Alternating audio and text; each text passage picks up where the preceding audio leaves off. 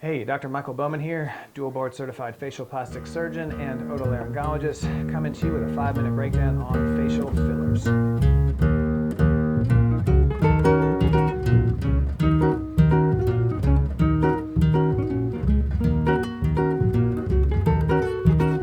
Alright, today we're going to be talking about facial fillers. These are products that we use to rejuvenate the face or enhance the face by adding different amounts of volume. There are many different products out there. I will not be going over all of them. Some of the more common brand names you've probably heard of include Restylane or Lift, Juvederm, Voluma, Volbella. There's many different ones out there. Most of these products are similar in some very common ways. They're made of hyaluronic acid.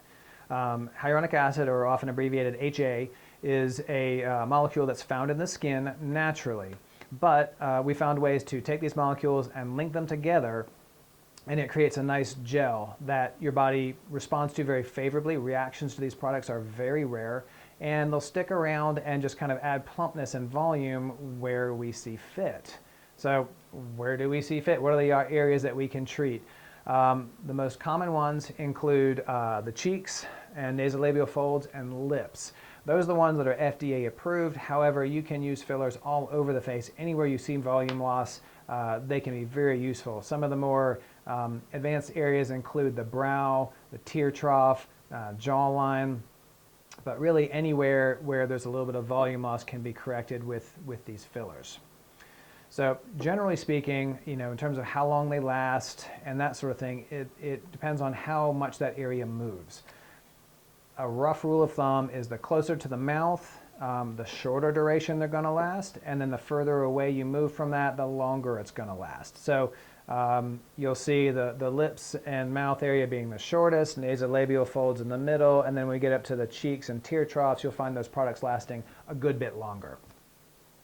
In terms of what's involved, well, first of all, you need to come in and sit down and let's have a discussion about what you want to achieve. What are you interested in improving or rejuvenating? Depending on which area you want to treat, that's going to depend which product is best for you.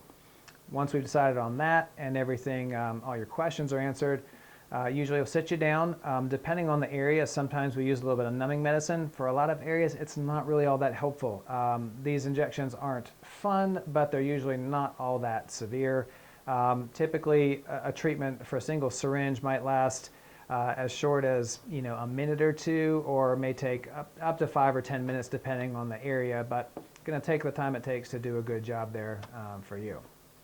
In terms of recovery, of course, there can be some little bumps wherever the needle or cannula goes in, and there can be swelling and bruising.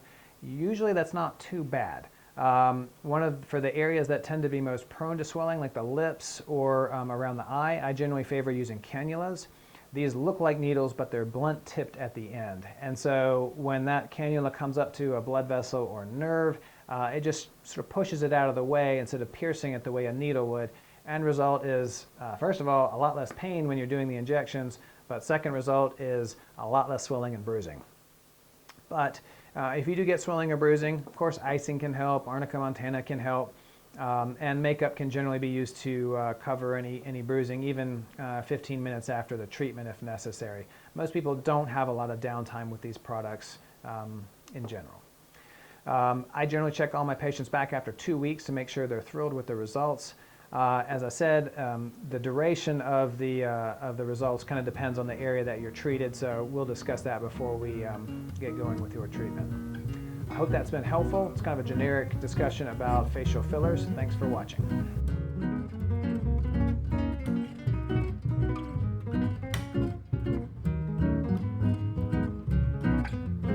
Hey, thanks for watching this video. I appreciate you tuning in.